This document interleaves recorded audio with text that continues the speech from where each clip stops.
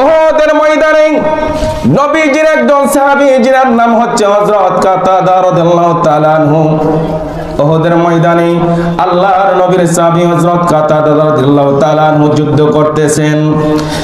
যাই মাত্র কাতাদা রাদিয়াল্লাহু তাআলা আনহু উহুদের ময়দানে যুদ্ধ করতেছেন। যুদ্ধ করতে করতে হঠাৎ করে হযরত কাতাদা রাদিয়াল্লাহু তাআলা আনহু রাহমাতুল লিল আলামিনের দিকে তাকাইলেন। আল্লাহু আকবার। রাহমাতুল লিল আলামিনের দিকে যখন হযরত কাতাদা রাদিয়াল্লাহু তাআলা আনহু তাকাইলেন, হঠাৎ করে কাতাদা দেখতে পাইল কাফের বেদিনেরা নবীকে লক্ষ্য করে তীর বল্লম নিক্ষেপ করতেছেন, মারতেছেন। যাই মাত্র এই দৃশ্যটা কাতাদা রাদিয়াল্লাহু তাআলা আনহু দেখতে পাইলেন, আল্লাহর নবীর সাহাবী হযরত কাতাদা রাদিয়াল্লাহু তাআলা আনহু আর দাঁড়ায় থাকতে পারলেন না, দৌড়ায়া রাহমাতুল লিল আলামিনের কাছে হাজির হয়ে গেলেন।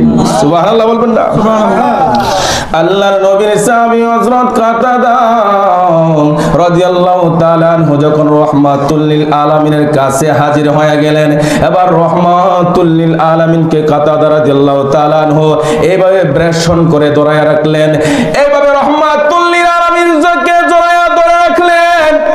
কারণ কি?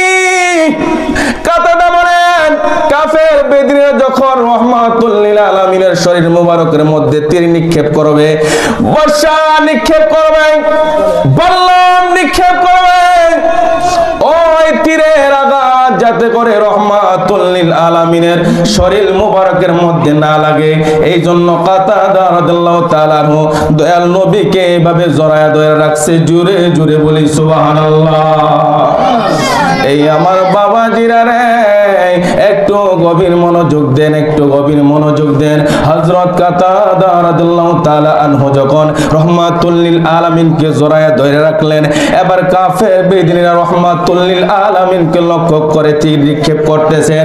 মায়ের নবী রাহমাতুল লিল আলামিনকে লক্ষ্য করে যখন তীর নিক্ষেপ করতেছেন, এই তীরগুলো আইসা হযরত কাতাদা রাদিয়াল্লাহু তাআলা আনহুর শরীরের মধ্যে লাগতেছে। আর কাতাদা তীরের আঘাত সহ্য করতেছেন, তীরের আঘাত সহ্য করতেছেন। হাদিস শরীফের মধ্যে আসছেন, এই আমার বাবারা, কাফের বেদিনেরা রাহমাতুল লিল আলামিনকে লক্ষ্য করে যখন তীর মারতেছিলেন, এইভাবে তীর মারতে মারতে এবার কাতাদা রাদিয়াল্লাহু তাআলা আনহুর শরীরের মধ্যে ৯৭টা তীর বর্ষার আঘাত লেগেছেন। জোরে জোরে বলি সুবহানাল্লাহ। বলেন না আল্লাহু আকবার। কয়টা তীরের আঘাত রাখছেন? ৯৭টা। আল্লাহু আকবার বলবেন না? আল্লাহর নবীর সাহাবী হযরত কাতাদা রাদিয়াল্লাহু তাআলা আনহুর শরীরের মধ্যে ৯৭টা তীরের আঘাত লাগছে। এরপরে কাতাদা রাদিয়াল্লাহু তাআলা মায়ের নবীকে জড়ায়া ধরে রাখছে যাতে করে রাহমাতুল লিল আলামিনের শরীর মুবারকের মধ্যে তীরের আঘাত না লাগে। সুবহানাল্লাহ। এই আমার বাবাজিরা, একটা তীর আইসা কাতাদা রাদিয়াল্লাহু তাআলা আনহুর চোখের মধ্যে লাগছে। আল্লাহু আকবার। একটা তীর আইসা কাতাদা রাদিয়াল্লাহু তাআলা আনহুর চোখের মধ্যে যখন লাগছে, তীরটা লাগার সঙ্গে সঙ্গে চক্ষুটা খুলে এইভাবে জইলা গেছে। আল্লাহু আকবার। যাই মাত্র চক্ষুটা জইলা গেছে গো, এরপর কাতাদা রাদিয়াল্লাহু তাআলা আনহুকে জড়ায়া ধরে রাখছে যাতে করে রাহমাতুল লিল আলামিনের শরীর মুবারকের মধ্যে কোনো আঘাত না লাগে। এবার রাহমাতুল লিল আলামিন দেখতে পাইলেন কাতাদার চক্ষুটা খুলে এইভাবে জ্বলতেছে। এরপরেও কাতাদা রাহমাতুল লিল আলামিনকে ছাড়ে নাই। আল্লাহু আকবার। এরপরেও কাতাদা মায়ার নবী রাহমাতুল লিল আলামিনকে ছাড়ে নাই। এই দৃশ্য আমার রাহমাতুল লিল আলামিন দেখলেন, দেখে দুইটা চক্ষু মুবারকের পানি জোর জোর কইরা ছাইরা দিছে। নবী কান্দে। কাতাদা রাহমাতুল লিল আলামিনের প্রেমে পাগল। ৯৭টা তীর বল্লমের আঘাত খাইয়া এরপরেও নবীকে ছাড়ে নাই, নবীর প্রেমে মশগুল হয়ে গেছে। এই আমার বাবাজিরা, আমরা নবীকে ভালোবাসি কি বাসি না? আরো জোরে বলুন, কি ভালোবাসেন? নবী বলছে উম্মত নামাজ পড়ো। আমরা উম্মত বলি নবী আপনাকে ভালোবাসি, কিন্তু নামাজ মজা লাগে না। কথা বলুন ঠিক কি না? নবীকে ভালোবাসি দাবি করি, কিন্তু নামাজটা মজা লাগে না। এরই নাম কি ভালোবাসা? একটা মানুষকে যদি ভালোবাসে, ওই মানুষটার জন্য জীবন দিতে প্রস্তুত। কথা বলুন ঠিক কিনা? ওই মানুষটার জন্য যদি জীবন দিতে পারেন, কথার কথা, তাইলেই প্রকৃত ভালোবাসা। কথা বলুন ঠিক কিনা? আবার রহমাতুল লিল আলামিন কাতাদার চেহারার দিকে তাকায়া রহমাতুল লিল আলামিন কান্না করতেছে। মায়ার নবী কান্দে, কাতাদা রাদিয়াল্লাহু তাআলা আনহু কান্দে।